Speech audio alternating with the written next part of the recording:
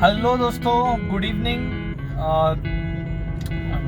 France से हम जा रहे हैं घर, और ये जो हम मॉर्निंग में सेशन चालू किया था उसके ऊपर कॉपीराइट आ गया था, तो इस वजह से और कुछ दिन से थोड़ी तबीयत नासाज थी, तो इस वजह से थोड़ा सेशन लेट हो गया, ठीक है।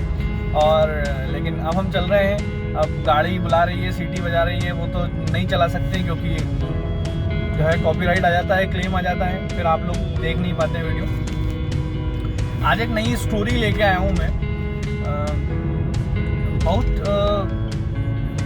खोजी हुई स्टोरी है आफ्टर महाभारत की, कि महाभारत के बाद जब कृष्ण जी अपने रथ पे बैठे हुए थे और सारथी को चला रहा था, तो उनका सारथी उनसे पूछता है कि हे कृष्ण, आपने अर्जुन का सारथी बनना ही क्यों चुना?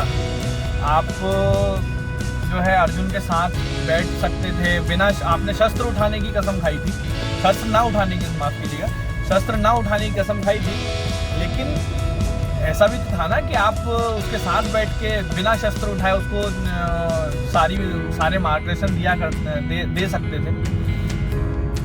तो कृष्ण जी कहते हैं कि बात तो तुमने सही कही है, लेकिन मेरा पूरा जीवन दूसरों के लिए या मनुष्यों के लिए एक उदाहरण के रूप में रहा। मैंने अपना पूरा जीवन मनुष्यों के लिए एक उदाहरण के रूप में जिया।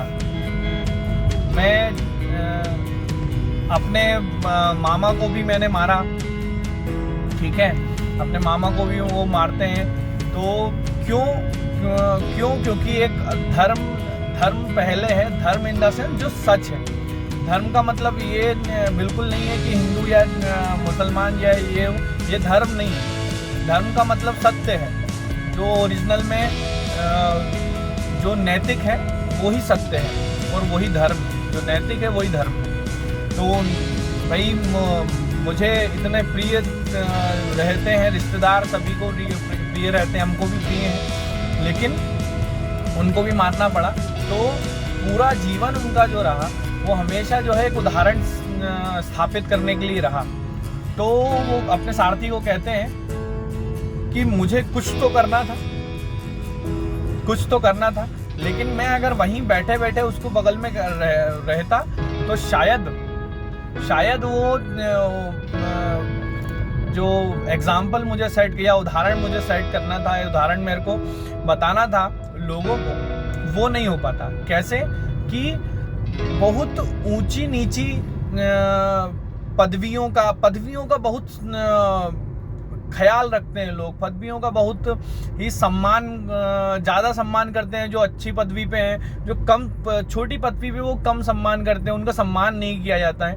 तो इस भेदभाव को मिटाने की कोशिश मैंने सारथी बन के कोशिश की कि महाभारत, क्योंकि एक बहुत बड़ा युद्ध है, उनको पता था कि सदियों तक इसकी बात चलेगी, सदियों तक, जब तक ये पृथ्वी पर जीवन है महाभारत की बात चलेगी क्यों नहीं, ये पता था, या गीता का ज्ञान चलेगा, उनको पता था।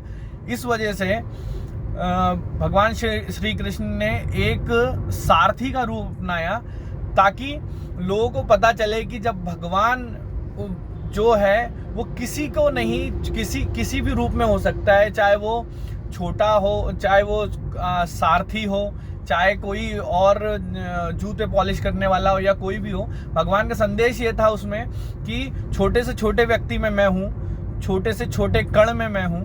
तो किसी को भी अपने से छोटा ना समझे, और ज्ञान किसी के पास भी हो, चाहे वो किसी भी तरीके का इंसान हो, कोई भी हो, आपसे पदवी में बड़ा है या छोटा है, लेकिन ज्ञान किसी भी तरीके का हो, आपको उससे ग्रहण करना चाहिए, और जो वो ज्ञान दे रहा है उससे आपके जीवन में कैसे बदलाव हो सकता है, और आप दूसरों के जीवन में कैसे बदलाव कर सकते हैं, उसके ऊपर ध्यान देना चाहिए।